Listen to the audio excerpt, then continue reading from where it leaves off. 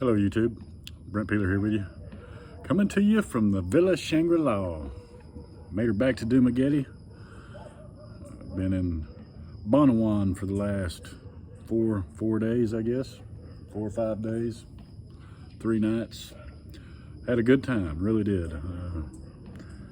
Living in the village for 3 days was a pretty awesome experience. Met a lot of good people. Showed me a lot of hospitality. Even had me a little foreigner air-conditioned room and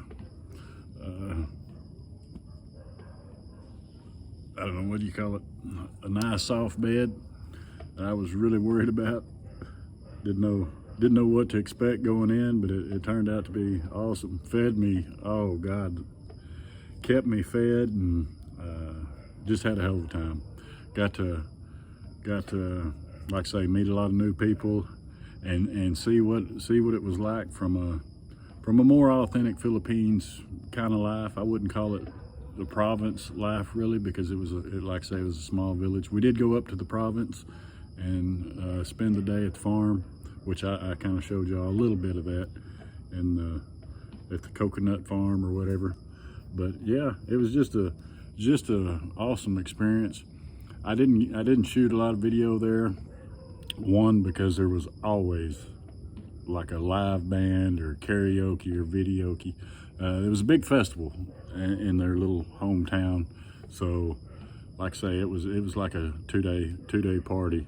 It kind of calmed down. It was kind of calmer today and last night. That was the first night there wasn't a karaoke machine playing 24/7. I mean 24/7. Till midnight anyway. I don't know. I didn't stay up much past midnight, but I heard I know it was only like a block from the main part downtown, and they went well beyond 12 o'clock. So I don't know what time they finally shut down. I know I listened to that boom, boom, boom in bed for hours, but once I fell asleep, I don't know, I slept like a baby. Like I said, the bed was soft, the room was cold. Just a pretty cool experience. I really had a good time. I didn't shoot a lot of video, one because of that, and two because I was around new people, and it's awkward enough, you know, going and meeting a bunch of people that you've never met before. And that's the last thing I wanted to do, was show up and stick a camera in their face. You know, that didn't want to. They probably wouldn't have cared, but I wasn't about to do that. But I got to see the way how tight Filipinos families and shit are. I mean, there was kinfolk out the ass there. I don't know. It wouldn't be hard to say that there'd be, I'd say 25 people there, pretty steady. I don't know, people come and go, and that's not counting like the houses behind them and stuff, that extended family and cousins and whatnot. They had, I know I could see across there, and there was several people there too. So it just kind of a awesome little culture. Families huge in the Philippines, and they really enjoy being around each other. And treated me like family.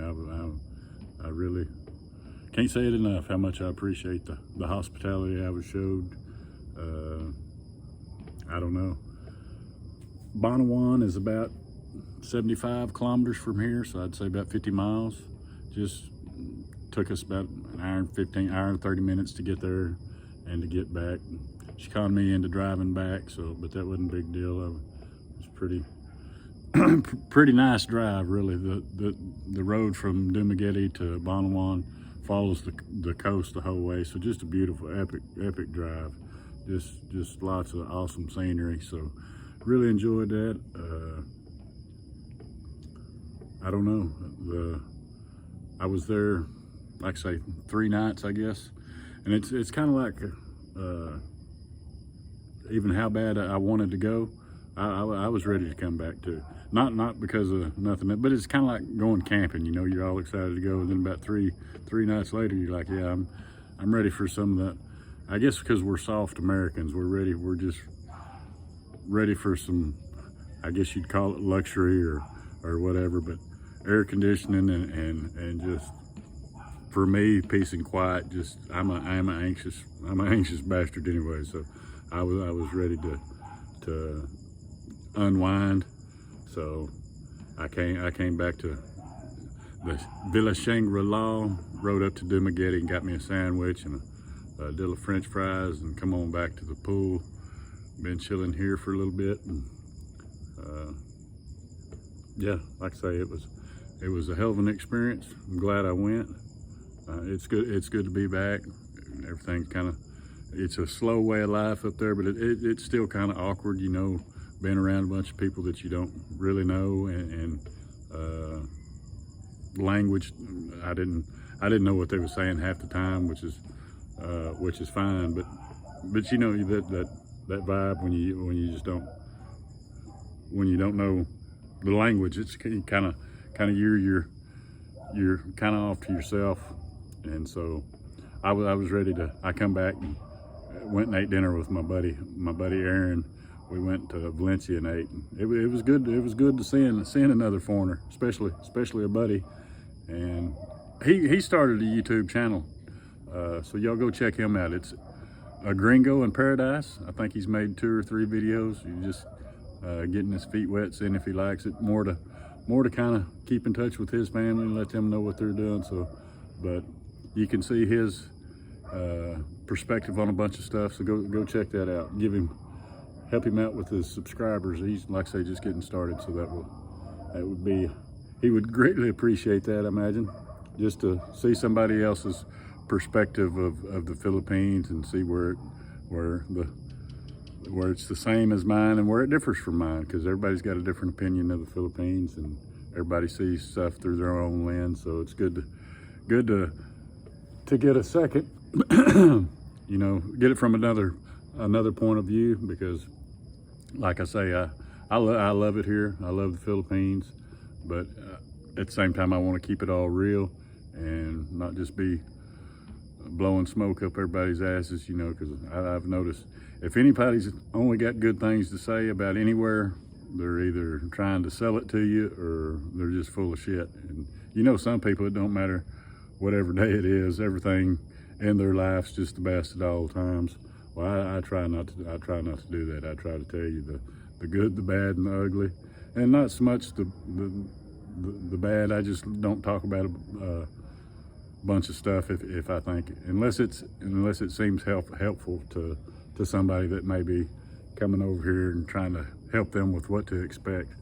You know, there's lots of cultural differences here. I'm not gonna lie, and a bunch of the American ways I love and wouldn't never want to go back the other way or rewind in time. But I appreciate the cultures of wherever I go, or I try to go into any country with an open mind and just turn off all that bullshit that I've been taught for as long as I've been alive, you know, about we good, they bad type shit. I've noticed with every country I've ever been to that's the biggest bunch of bullshit that I've ever heard, and I thought that way for a long time. I'm glad I finally got out of that bubble and experienced some different places and seen for myself. You know, America's real bad at trying to keep all their sheep in the same pen, trying to keep everybody scared to visit outside of America. I realize that. So they'll use scare tactics and third world country bullshit to try to, but I'm telling you, it really takes me back to a time in America when I was probably too young to understand what was going on, but it's just a real good homey feeling, if that makes sense. Back when families used to appreciate each other and stay together in America, go to your grandma's on Sunday and eat Sunday dinner, that type of stuff. That's still alive and well here in the Philippines. And I remember when I was growing up, we'd go to grandma's every Sunday and the whole family was there. Cousins were like brothers. It was just a better place. Now cousins hardly know each other, and that's a lot of that is our fault.